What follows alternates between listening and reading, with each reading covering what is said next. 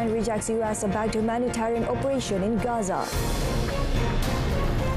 UAE vows to invest $1.4 trillion in the US economy.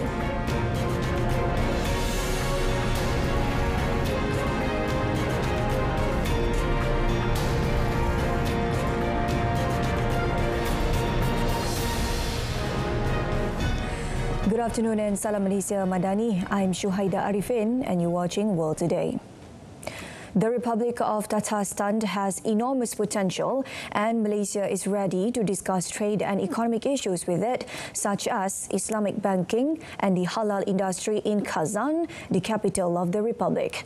As of 2022, the population of Tatarstan stood at 3.9 million people, with more than 50% of the population being Muslim. Prime Minister Datuk Seri Anwar Ibrahim said Malaysia is ready to work and develop ties with the Republic, which is part of the Russian Federation. The intention was conveyed during his meeting with the Rais of Tatarstan, Rustam Minikhanov. The meeting was held in the Kazan Kremlin and was attended by Prime Minister of Tatarstan, Alexei Peshoshin, representatives of ministries and departments, and heads of major machine building enterprises. Meanwhile, Rustam said that Datuk Seri Anwar's visit to Kazan was a significant event. The Rais also thanked Datuk Seri Anwar for the support provided by Malaysia and emphasised that Tatarstan attaches great importance to the development of cooperation with Malaysia within the framework of friendly Russian-Malaysian relations. Earlier, the Rais also presented the Prime Minister with an English language collection of poems by the classic poet of Tatar literature, Gabdullah Tukai. Datuk Seri Anwar's official visit to Russia started in Moscow on 13th May and will end today. While the first segment of the Prime Minister's official visit to Moscow has been described as highly fruitful, Datuk Seri Anwar consistently demonstrates that his administration is willing to take bold actions to enhance diplomatic relations, thereby creating opportunities and advantages for the nation. Vimala Kasturi Rasmi in Moscow has more.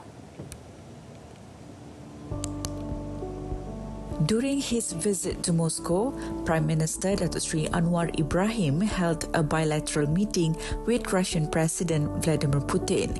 Both leaders engaged in comprehensive discussions regarding cooperation across various sectors, including trade, education, energy, digital technology, and cybersecurity.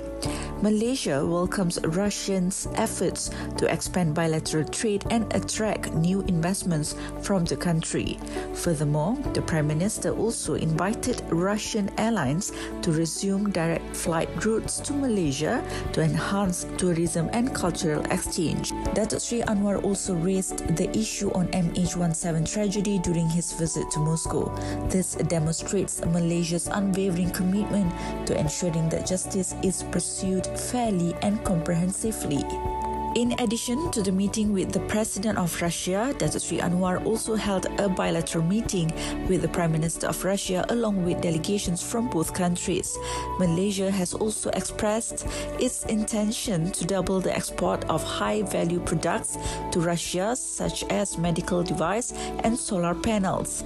On the final day of the visit, the Prime Minister delivered a public lecture at the Moscow State Institute of International Relations. Datuk Seri Anwar was also awarded an honorary doctorate by the institution, recognizing his leadership and contribution on the international stage.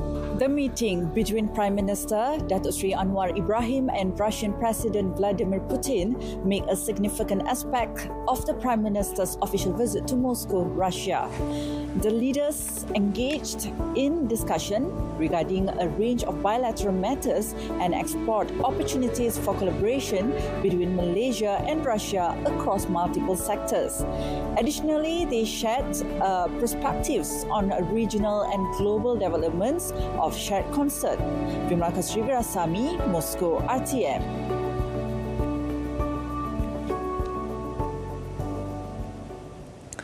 Israeli army tanks took positions near the border with Gaza on Thursday as its campaign continued in the enclave. Israeli military strikes killed at least 85 people in the Gaza Strip on Thursday as the United States and Arab mediators pushed for a ceasefire deal. According to Palestinian medics, most of the victims, including women and children, were killed in Khan Yunis in southern Gaza in airstrikes that hit homes and tents. The Israeli military said its air force had struck 130 targets it claimed used by Hamas in Gaza over the past 2 days. Israel's campaign has killed more than 52,900 Palestinians and has left Gaza on the brink of famine. Israel's aid blockade preceded a resumption of military operations on 18 March, ending a ceasefire that had largely halted hostilities since mid-January.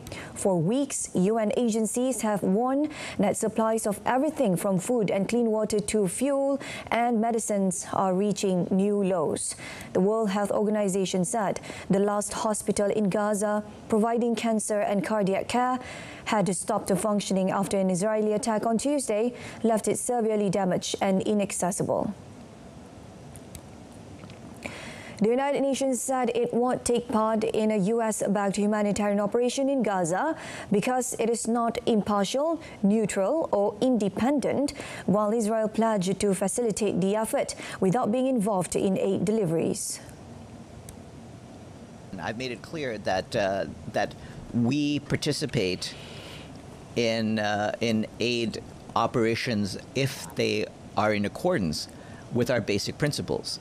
As we've stated repeatedly, this particular distribution plan does not accord with our basic principles, including those of impartiality, neutrality, independence, and we will not be participating in this. The US-backed Gaza Humanitarian Foundation will start work in Gaza by the end of this month under a heavily criticized distribution plan, but has asked Israel to let the United Nations and others resume deliveries on now until it is set up. The foundation has also asked Israel to expand an initial limited numbers of so-called secure aid distribution sites in Gaza's south to the enclave's north within 30 days. No humanitarian assistance has been delivered to Gaza since 2nd March, and a global hunger monitor has warned that 500,000 people face starvation, a quarter of the population in the enclave.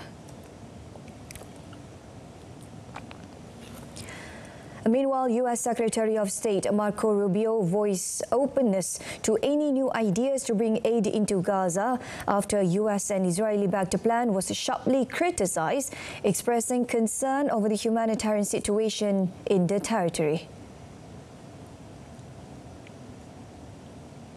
We're not immune or in any way insensitive to the suffering of the people of Gaza, and I know that there's opportunities here to provide aid for them. There's a plan out there that's been offered that's been criticized by some, but it allows people to get aid without Hamas stealing it. And we'll continue to work towards that in ways that we think are constructive and productive.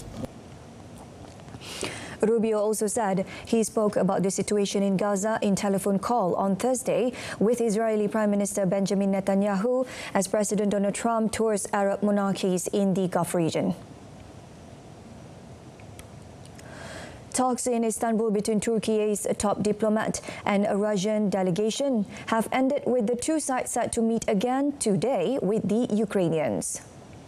The meeting between Foreign Ministers Hakan Fidan and the delegation, headed by Vladimir Medinsky at Istanbul's Dolmabahce Palace, finished last night. A Foreign Ministry source said there will be more talks in different formats, indicating that trilateral talks between Russia, Ukraine and Turkey are on the agenda.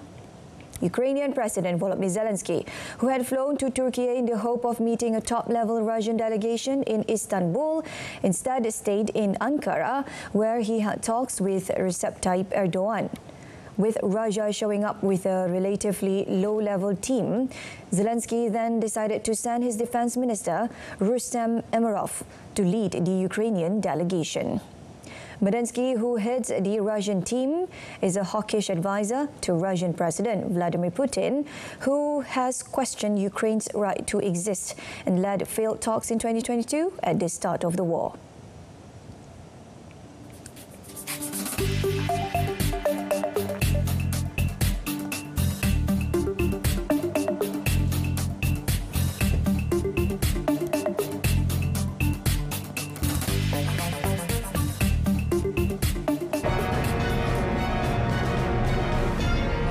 Up next, Malaysia positive of reducing US tariffs. Stay tuned.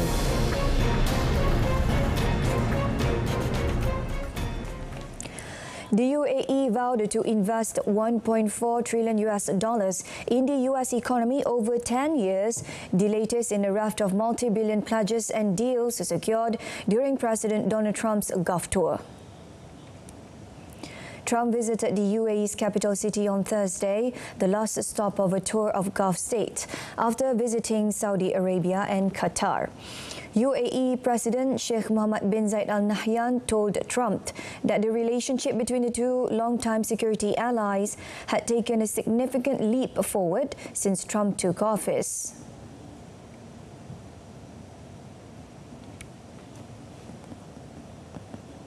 خاصة في مجالات الاقتصاد الجديد والطاقة والتكنولوجيا المتقدمة والذكاء الاصطناعي والصناعة.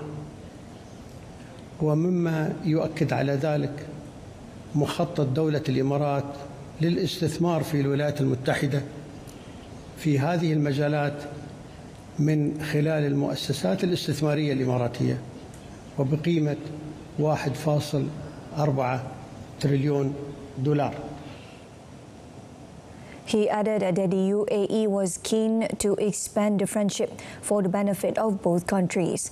A source told Reuters that the UAE and the United States finalized a technology framework agreement that could give Abu Dhabi expanded access to advanced artificial intelligence chips from the United States.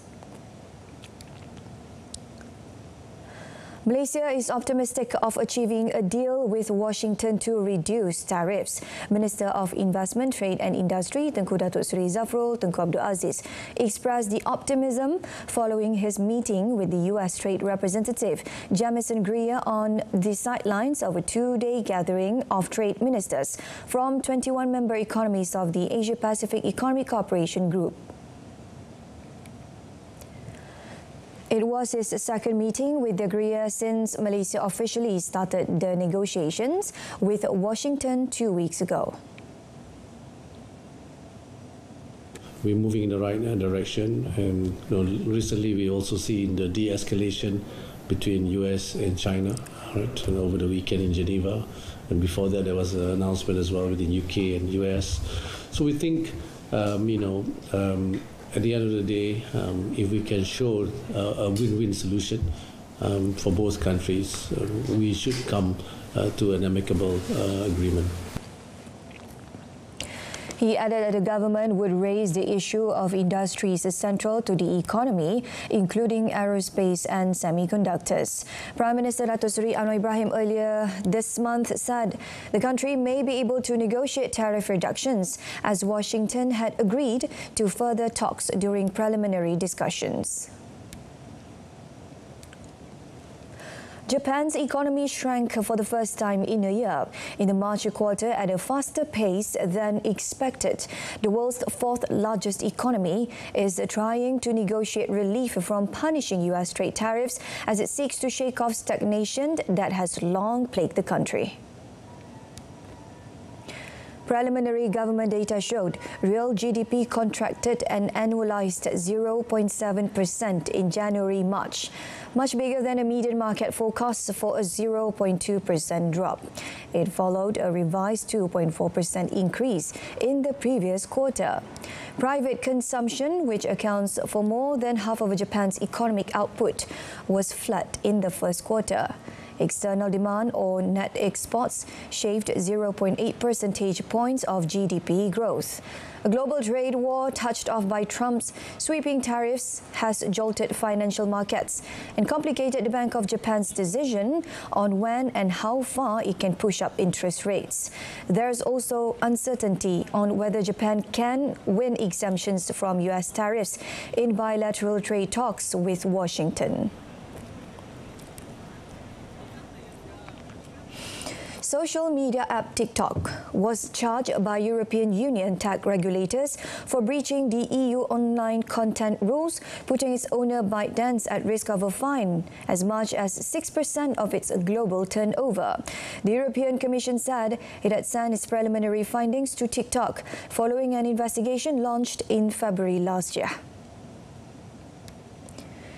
The EU executive said TikTok has failed to comply with the Digital Services Act's obligation to publish an advertisement repository which allows researchers and people to detect scam advertisements.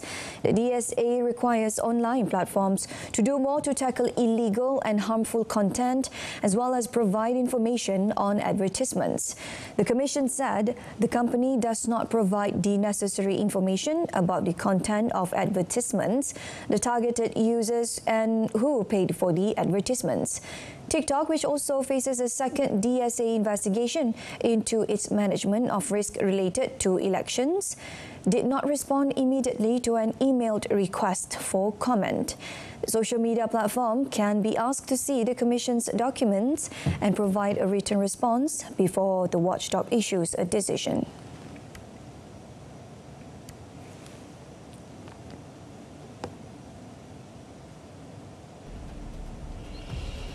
Images released by Colombian police show the arrest of a suspect in the killing of 13 workers linked to one of Peru's largest gold mining companies. The arrest of Miguel Rodriguez followed extensive intelligence work and coordination between the Peruvian and Colombian National Police and Interpol. Peru accused Rodriguez of ordering the execution of the 13 workers at a mine in Patas, some 900 kilometers northeast of Lima. Illegal mining in Peru, mainly for gold, has begun moving more money than drug trafficking, between $3 billion and $4 billion per year. At least 13 people were hurt when a driver lost control and plowed into a crowd gathered outside a football match in Barcelona. Police said people were hurt when the vehicle rammed into the crowd outside RC de Espanyol soccer stadium at the start of the game. Salvador Illa, the Catalan regional president, said all the injuries were minor and ruled out any deliberate attack. The driver has been arrested on suspicion of dangerous driving and causing injury.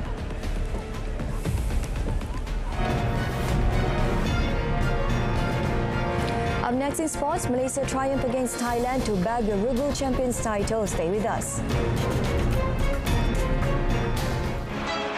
Daruman jentera moped berbagai kategori terus menggegar dalam perlumbaan motosikal Petronas Malaysia Cup Prix musim 2025.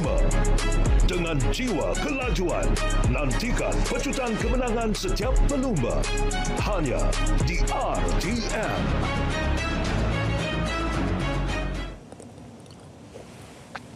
All right, starting off our sports segment this afternoon, Malaysia continued to prove its dominance over sepak takraw giants Thailand by emerging as the Rugby champions in the Asian Sepak Takraw Championship 2025 at TT Wangsi Stadium last night. Led by Farhan Adam, Muhammad Shahir Muhammad Rosdi and Muhammad Azlan Alias, Malaysia maintained its status as a traditional rival to Thailand after dominating much of the game for about an hour 15-12 and 15-9 in the inaugural edition of the tournament.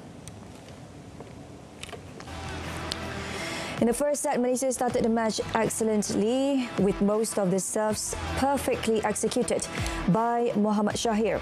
forcing Thailand to concede to the strength of the national squad. Thailand, led by Yotsawat Utai Jaronsri, Sitipong Kamchan and Varayut Jantarasina, were in desperate need of a win in the second set, thus employing various tactics in the hope of dragging the match to the deciding set.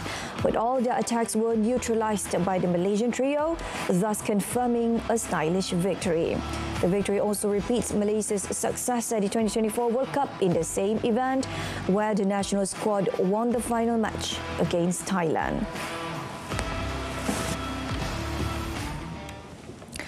Onto Saudi Pro League, Al Ittihad captained by Karim Benzema clinched the title with 2 matches to spare as they came from a goal down to beat Al Raid 3-1 on Thursday. The win moved Al Ittihad to 77 points from 32 matches, 9 points ahead of second place Al Hilal. A victory was all Al Ittihad, coached by Laurent Blanc, needed to earn their 10th league title and the first since 2023, but the already relegated Al Raid drew first blood as Omar Gonzalez gave the bottom team the lead from close range after 9 minutes. Al Ittihad, however, fought back with a 7-bogey win, equalizing 12 minutes later. A Danilo Pereira header gave them the lead shortly before half-time. 2 minutes into the second half, Abdurrahman Al-Aboud put the game out of Al Raid's reach. The Jeddah-based club still have a chance to win another trophy this season as they take on Al-Qadsiah in the Kings Cup final on 30th May. Goodness me, did that cross the line? A Rio de Janeiro court ordered the board of Brazil's Football Confederation (CBF) to be removed from their positions, including President Ednaldo Rodrigues. The case refers to an alleged forgery of the signature of former CBF President Antonio Carlos Nunes de Lima in an agreement with Rodrigues that resulted in the current board of directors taking office at the Confederation. In his decision, Judge Gabriel de Oliveira Zefiro also ordered CBF Vice President Fernando Jose Sarni to hold elections for the entity's executive positions as soon as possible. Rodrigues has previously been removed in December 2023 following a ruling by the Rio de Janeiro Court of Justice, despite having been elected to lead the CBF until 2026. However, a month later, Brazilian Justice Minister Guilherme Mendes ordered his reinstatement, citing the risk of Brazil national team being barred by FIFA. FIFA ruled out sanctions as it does not accept government interference in football affairs and bans nations from taking part in its competitions if they break these rules, and Rodrigues was then reinstated. He was re-elected in March this year to lead the Brazilian FA until 2030. In tennis, world number 1 Jannik Sinner put in a ruthless display to dismantle newly crowned Madrid Open champion Casper Ruud 6-love, 6-1 in the quarterfinal. Sinner dropped only 7 points in the opening set, while he won 8 games in a row before Ruud managed to get on the board. In his previous match, Sinner looked to be still finding his feet after his suspension, accepted from the World Anti-Doping Agency for testing positive for traces of cholesterol in March last year. But the 23-year-old demolished 6-seed Ruud in just over an hour with an ominous display of tennis. Ruud got the loudest cheer of the match when he held his serve for the only time in Game 3 of the second set. Sinner won the first set in just 27 minutes, giving up only 7 points as he stalked the court with intent, dressed all in black as he has been all week. And he then maintained his record of not dropping a set in the tournament to not so much stroll as smash into the last 4 and send a message to Carlos Alcaraz. In women's draw, Jasmine Paolini became the first Italian woman in over a decade to reach the final of her home Italian Open when she beat American Peyton Stan 7-5, 6-1 on Thursday. Paolini is the first Italian to advance to the final in Rome since her doubles partner Sara Errani lost to Serena Williams in 2014. Pauline had found herself a set and 4-love down to Diana Schneider in her quarter-final tie before storming to victory, and once again the world number 5 had a slow start in the opening set before mounting a comeback. Any hopes of a quick start for Pauline were put to rest when Stearns jumped into a 3-love lead amid muted applause from the home crowds as the Italian soon found herself 4-1 down. The American looked comfortable and poised to take the opening set before Pauline clawed her way back as she saved set points to level it at 5-5, pumping her fist with a triumphant scream that got the crowd roaring again. The comeback was complete when Pauline, having won 4 games in a row, took the opening set after more than an hour of play.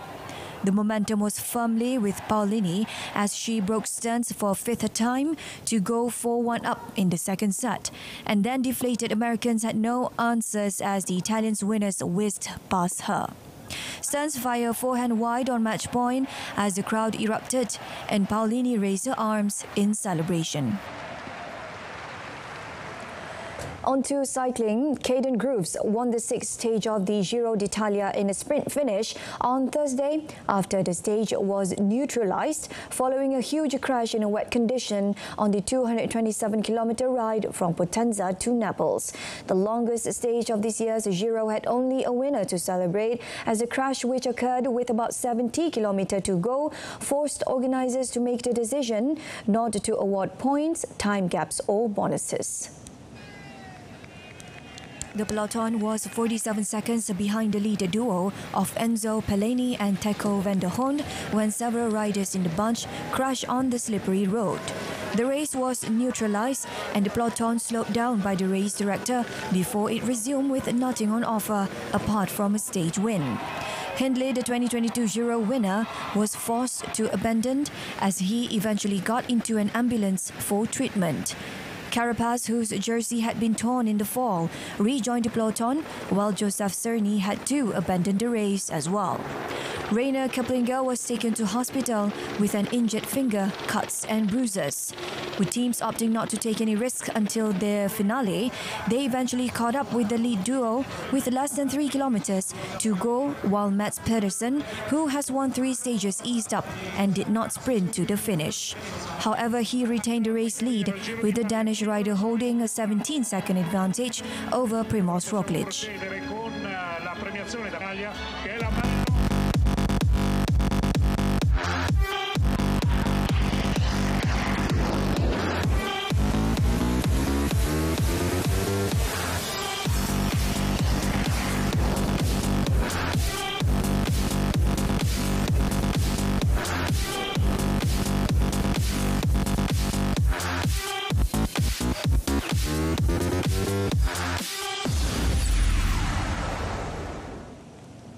And that wraps up our bulletin this afternoon. In our top story, UN would not take part in US-backed humanitarian operation in Gaza.